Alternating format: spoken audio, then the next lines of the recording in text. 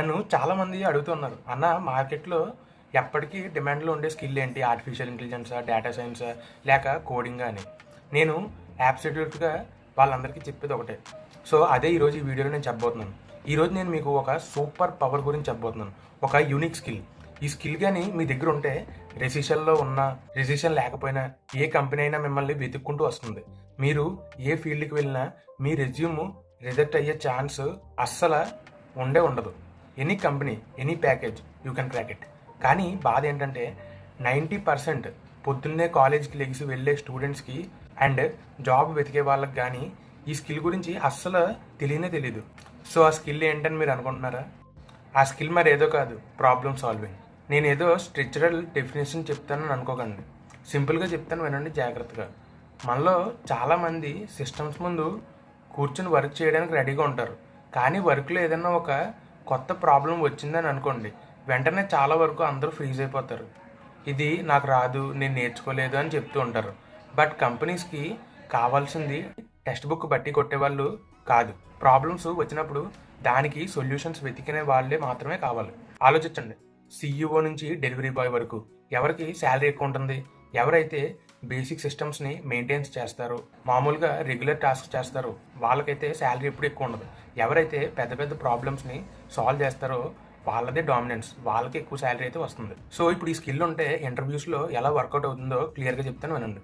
ఒక standard candidate ఇంటర్వ్యూకి వెళ్ళినప్పుడు, సార్ నాకు జావా వచ్చు, నేను ఈ ప్రాజెక్ట్ బిల్డ్ చేశాను, నాకు పైథాన్ వచ్చు, నేను ఈ ప్రాజెక్ట్స్ పైథాన్తో బిల్డ్ చేశాను అని నార్మల్గా చెప్తారు. కానీ ఒక ప్రాబ్లమ్ సాల్వర్ ఎలా మాట్లాడతాడో తెలుసా?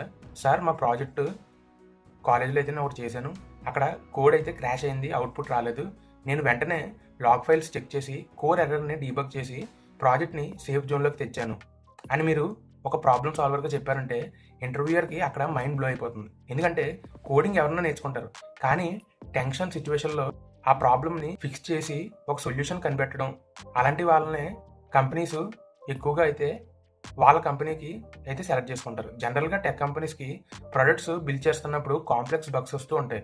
మీరు టెక్నికల్గా తోపు కాకపోయినా నేను హ్యాండిల్ చేయగలను, లేదంటే ఒక ఆల్టర్నేటివ్ దారిని నేను వెతకగలను అనే యాటిట్యూడ్ మీరు ఆ ఇంటర్వ్యూయర్కి చూపిస్తే ఆటోమేటిక్గా ఆ జాబ్ మీదే.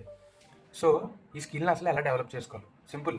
ఇప్పటి నుంచి మీ డైలీ లైఫ్లో చిన్న ప్రాబ్లం వచ్చినా ఇరిటేట్ అవ్వకుండా దానికి రెండో దారి అంటే ఆప్షన్ బి ఏంటి అని ఆలోచించడం స్టార్ట్ చేయండి. కేస్ స్టడీస్ చదవండి, కోడింగ్ పజిల్స్ చేయండి, అండ్ రియల్ లైఫ్ ఇష్యూస్ని బాగా అనలైజ్ చేయండి. బట్టి పట్టడం ఆపేసి బ్రెయిన్కి కొద్దిగా పదును పెట్టడం ఇప్పటి నుంచే మొదలు పెట్టండి. రిమెంబర్, ప్రొడక్ట్స్ చేంజ్ అవుతాయి, టెక్నాలజీస్ కూడా చేంజ్ అవుతాయి, కానీ ప్రాబ్లమ్ సాల్వర్స్కి ఎప్పటికీ డిమాండ్ అలాగే ఉంటుంది, అది మాత్రం ఎప్పటికీ చేంజ్ అవ్వదు. సో ఈ వీడియో మీ ఫ్రెండ్స్ అందరికీ షేర్ చేయండి. వాళ్ళని కూడా బట్టి పట్టడం మానేసి ఒక ప్రాబ్లమ్ సాల్వర్గా ఎప్పటి నుంచి ఉండమని అయితే చెప్పండి. సో మీరు ఎప్పుడైనా మీ లైఫ్లో సాల్వ్ చేసిన బిగ్గెస్ట్ ప్రాబ్లం ఏంటి అనేది కింద కామెంట్స్లో చెప్పండి. Let's talk. Don't forget to like and subscribe. ఇలాంటి వీడియోస్ మన ఛానల్లో వస్తూనే ఉంటాయి. సో వచ్చే వీడియోస్లో మళ్ళీ కలుద్దాం. Until then take care, happy learning, bye by.